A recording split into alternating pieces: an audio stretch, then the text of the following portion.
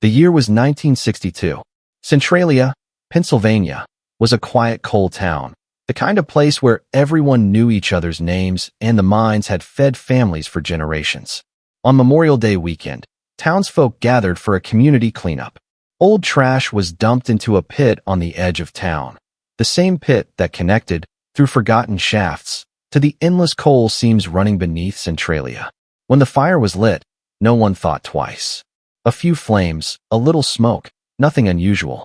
But the blaze spread in silence, seeping into the mine shafts like a living thing. Weeks later, plumes of sulfurous smoke began to curl from the earth. The air thickened, the ground grew warm, and in some places, it buckled as if something beneath was breathing. Officials called it a mistake, an unfortunate accident. They assured the town it would be contained. But the miners, men who had worked those dark veins their entire lives, exchanged uneasy glances. For years, they had told stories of tunnels where their lamps dimmed, of voices echoing where no man stood, of black shapes moving just out of sight. To them, the fire was no accident. It was something awakening. As the flames spread, Centralia changed. Families fled. Streets cracked open. Smoke poured from the ground in ghostly columns. The town was slowly abandoned, left to the fire that would never die. And yet, beneath the smoke and ruin, something ancient and patient stirred, waiting for the day when the last human warnings would be forgotten. The return to the ashes. Decades passed. Centralia, once a thriving community, had been reduced to a ghost town. Smoke still hissed from fissures in the earth. Whole streets vanished under collapsing ground, their broken asphalt leading nowhere. Road signs rusted, mailboxes stood with no houses to serve, and the silence of the place was broken only by the low groan of fire moving beneath the soil. It was into this forsaken ruin that a team of paranormal investigators arrived. They weren't the first to wander into Centralia with cameras and recorders, but unlike the tourists and thrill seekers, they came with intent to uncover why the fire refused to die. The group of 5 carried gear: thermal scanners, EVP devices, night vision cameras. Their leader, Marcus Hale, spoke with the confidence of a man who had debunked dozens of hauntings. To him, Centralia was another case of superstition feeding off tragedy. But to the locals who still lingered in nearby towns, their laughter was a death sentence. At a gas station just outside the smoldering zone, an elderly woman approached them, her hands trembling, her eyes sharp with fear. "Don't go down there," she warned. "The fire doesn't eat coal. It eats what's left of men's souls." The team exchanged smirks, jotting her words down as color for their footage. By dusk, they crossed into the ruins, the sky bruised with storm clouds, the air thick with a rotten egg stench. Their boots crunched over broken glass and scorched stone. Then it happened. A shrill cry ripped through the smoke, high-pitched, echoing, distinctly human. The sound came from deep within the tunnels. The laughter of the team died instantly. Their equipment flickered. Marcus raised a flashlight toward the dark mouth of the mine, where the sound had come from. Something shifted in the haze, as though the smoke itself were alive. And then, silence. Whispers beneath the smoke. The tunnels swallowed them whole. Every step forward was met with the hiss of escaping gas and the distant pop of stone cracking under invisible heat. Their flashlights pierced the smoke in pale beams, revealing damp rock walls slick with coal dust. It wasn't long before the first whisper came. At first, Marcus thought it was the wind, except there was no breeze in the stifling tunnels. The sound was faint, curling around his ear. Marcus. His name, spoken in a rasp too soft to be human. The others heard it too. Lisa, the youngest in the group, swore she caught her late father's voice among the echoes, calling her to go deeper. Their radios crackled, picking up fragments of words they hadn't spoken. Static bled into laughter. Then, in a collapsed chamber, they stumbled across something half-buried in soot. A collection of old miners' journals, the leather blackened but the pages still intact. By lantern light, they flipped through the entries. At first, they were filled with mundane notes, shifts, accidents, tallies of coal. But as the dates drew closer to 1962, the tone shifted. Voices are stronger now. The shadows move even when no man is near. We are warned not to dig further, but the coal is rich, and we cannot stop. Something waits. Something listens. The final entry chilled them. The fire is the only way. Better to burn the world below than let it crawl free. The team fell into uneasy silence. The tunnels seemed to breathe with them, as though the mine itself were listening. Then came another whisper, this time in unison, 5 voices overlapping in the smoke, each one calling the investigators by name. And when the flashlights swung toward the sound, the smoke thickened, forming the outline of something standing just ahead in the dark. The vanishing. The deeper they went, the less the air seemed like air. It clung to their throats, heavy and metallic, tasting of ash and rot. Their flashlights flickered more often, batteries draining far too quickly, as if the darkness itself were feeding on their light.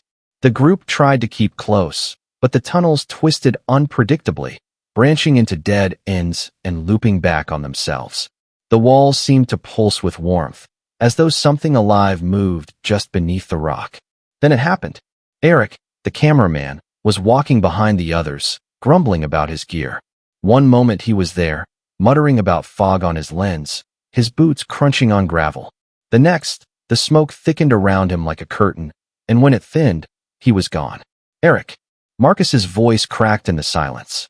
He swung his light wildly, but there was only empty tunnel. No sound of retreating footsteps. No echo. Only the static hiss of Eric's radio, still clipped to his abandoned belt on the floor. Then the radio came alive. Not with Eric's voice, but with whispers, low and overlapping, as if dozens of mouths pressed against the speaker at once. The words were fragmented, broken, but every one of them carried the same tone. Hunger. Lisa swore she saw a figure moving in the smoke. Eric's silhouette. But its arms were wrong, too long, dragging across the ground as it disappeared into the haze. She screamed for them to leave, but Marcus refused. He's alive. We can't just abandon him. The others hesitated, torn between instinct and duty. But as they argued, the lights above them dimmed until the tunnel was black except for the pale glow of their gear. And then, from the shadows where Eric had vanished, came the sound of his voice. Weak, distant, pleading, help me. But underneath those words was something else, a second voice riding on top of his, deeper, inhuman, and smiling as it spoke. The town that shifts. When the investigators finally emerged from the tunnels, they expected to see the burned-out ruins they had entered. Instead, the world above had changed, or maybe it had always been this way. Streets that should have led to the edge of town twisted at impossible angles. Houses that once stood tall now leaned into each other like desperate survivors. Mailboxes tilted, street signs pointed in contradictory directions, and the pavement rose and fell like waves frozen in time. Lisa stumbled over a crack that had not been there moments before, landing hard on scorched asphalt. The ground beneath her seemed alive, as if it were shifting deliberately, guiding them toward, or away from, something. Marcus tried to mark their path, chalking arrows on the pavement, but when he turned around, the arrows had changed direction. A lone figure appeared from the smoke, a man in tattered clothes, eyes sunken but piercing. He introduced himself as Samuel, one of the few who had stayed behind when the town was evacuated decades ago. His voice was gravelly, trembling with fear he could not hide. The fire moves the land, Samuel warned. It shifts the streets, bends the ground. It protects what sleeps below. Anyone who tries to walk freely here, the town doesn't let them go. The group exchanged uneasy glances. Each street they tried to follow seemed to stretch endlessly, looping them back to places they had already passed. Even familiar landmarks appeared warped, trees rooted upside down, cars half buried in streets that never existed before. Then the smoke thickened again, curling around them like fingers. From within it came faint whispers, echoing off the warped buildings. They were soft, but unmistakable, warnings, commands, invitations. Marcus tightened his grip on his flashlight. We need to find a safe place, somewhere the ground is stable. Samuel shook his head slowly. There is no safe place in Centralia. The town chooses who moves and who stays, and the fire decides who pays the price. As the investigators tried to find their bearings, a house at the end of the street shuddered violently, a door slamming open by itself. Something, or someone, watched them from the shadows, just beyond the smoke. And Centralia shifted again. The blood pact. Hidden beneath the ruins of what was once the town hall, the investigators discovered a small, secret chamber behind a crumbling brick wall. Dust choked the air as Marcus pried open a rusted metal box, revealing a bundle of yellowed papers and a thick leather-bound diary. The smell of decay and smoke clung to the pages. As they carefully opened it, they realized these were not ordinary records. They were the miners' most guarded secrets. The earliest entries spoke of coal yields, shift schedules, and labor disputes. But as they reached deeper into the book, the tone darkened. Symbols they could not recognize marred the margins, jagged shapes, spirals, and crude runes drawn in what looked like dried blood. A particular entry stood out, dated decades before the infamous 1962 fire. "We have met in the dead of night. In the veins of the earth, we offered our own blood. In return, the creature below will stay buried.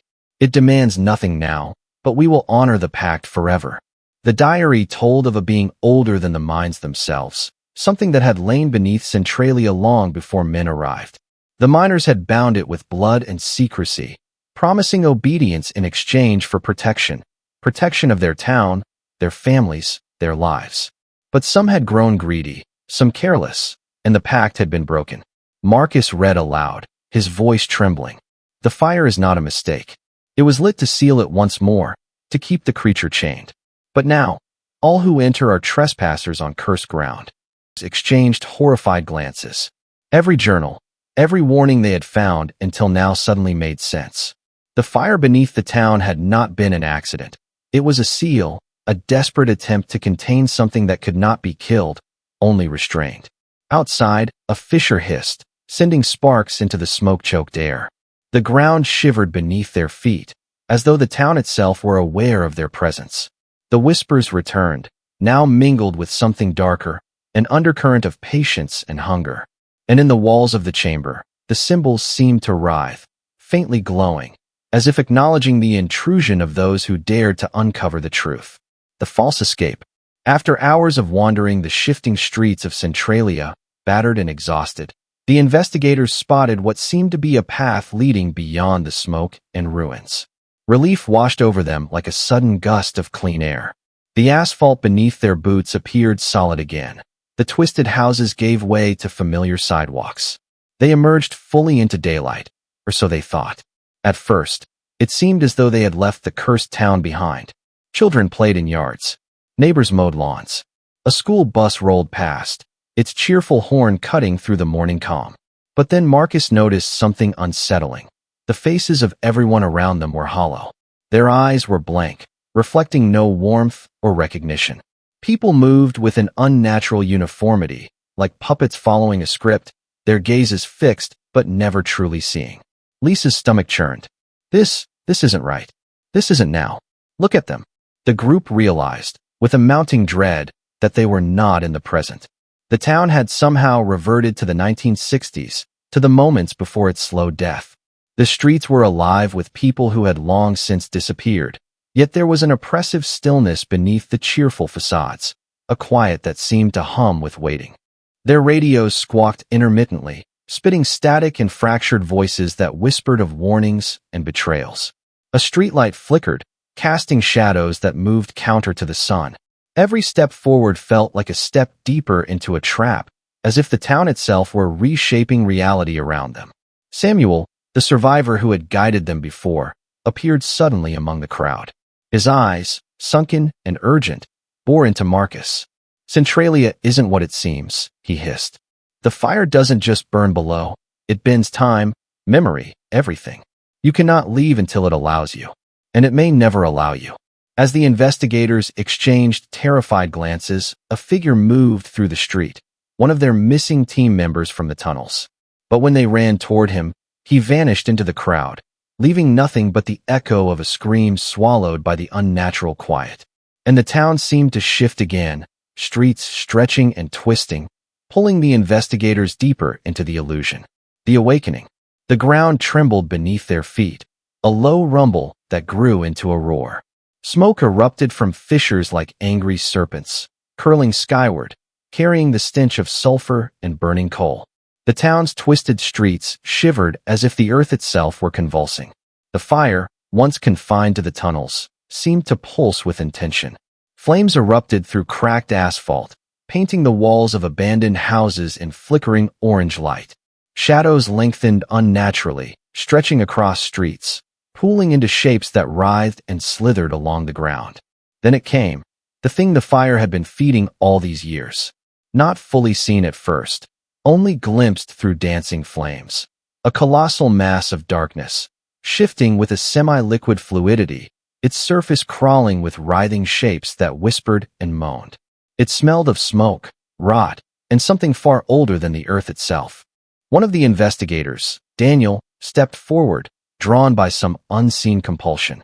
His skin rippled unnaturally, veins darkening as the shadows twisted around him. His voice changed, deepened, layered with another presence, demanding a sacrifice.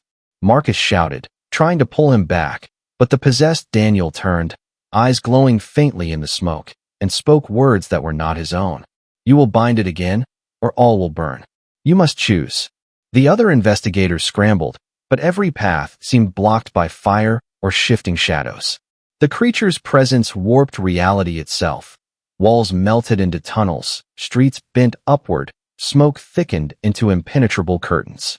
Time slowed, distorted. Each breath felt drawn into the entity's hunger. Whispers rose around them, echoing from the fissures, repeating names, secrets, and sins the investigators had never spoken aloud. The fire roared higher, and the creature's form became more solid, coiling through the streets like a living nightmare. And just as the team thought they could make a desperate escape, the earth groaned with a violent shudder.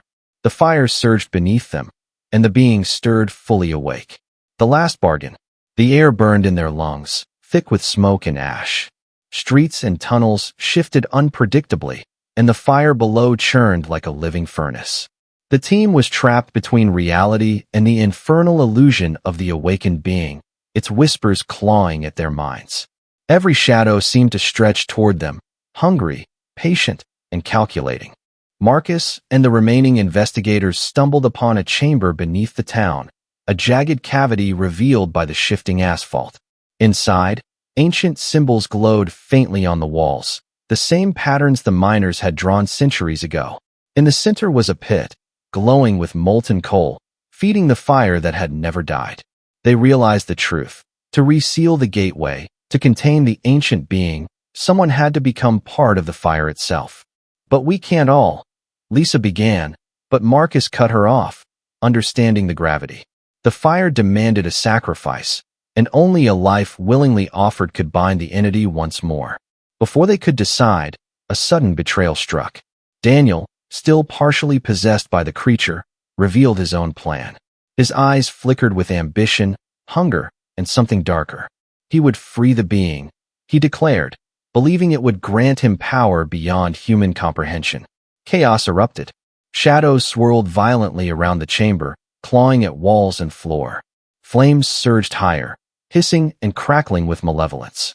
The remaining investigators were forced to choose: attempt to reignite the seal with their own lives, or confront Daniel and risk letting the entity break free entirely. Every heartbeat echoed with terror.